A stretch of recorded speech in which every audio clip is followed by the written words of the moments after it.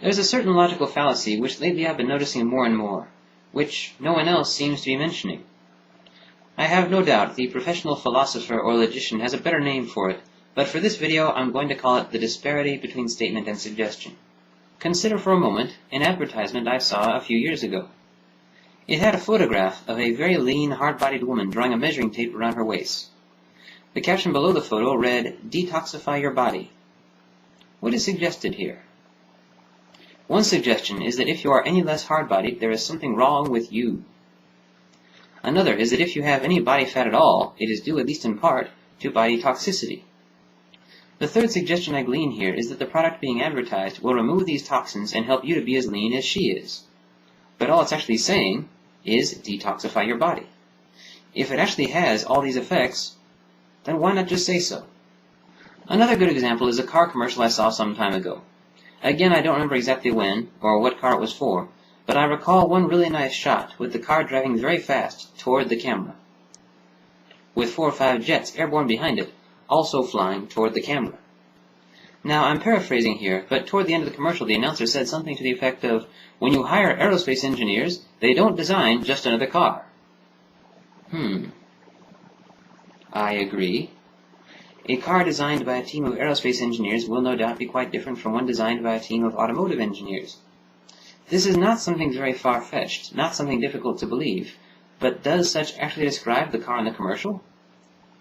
If such is the case, then why not just say, this car was designed by aerospace engineers? If, on the other hand, such is not the case, then why even mention it?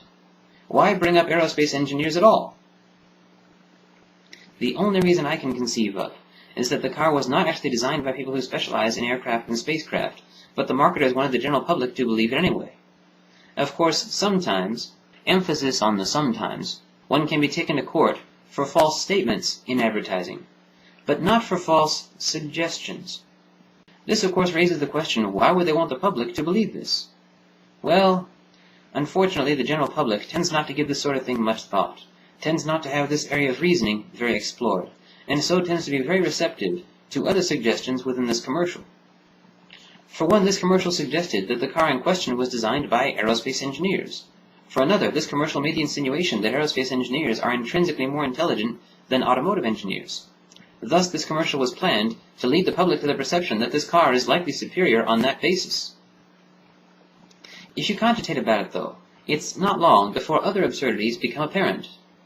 Consider, what if you find yourself accidentally locked out of your house due to a malfunction with the lock? What do? You call a locksmith. If instead you call a plumber or an electrician, he or she is going to look at your situation and ask, "Why the hell did you call me? What am I supposed to do about this?" This is not the plumber's or the electrician's area of expertise. If you have a twisted ankle, do you take it to an optometrist? Of course not, for the same reason. Odds are that the average plumber is better at plumbing than the average non-plumber. Odds are that the average neurologist is better at neurology than the average non-neurologist.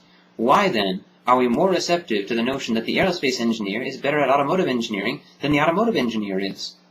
This is not only a quantitatively comparable absurdity, it's the very same one.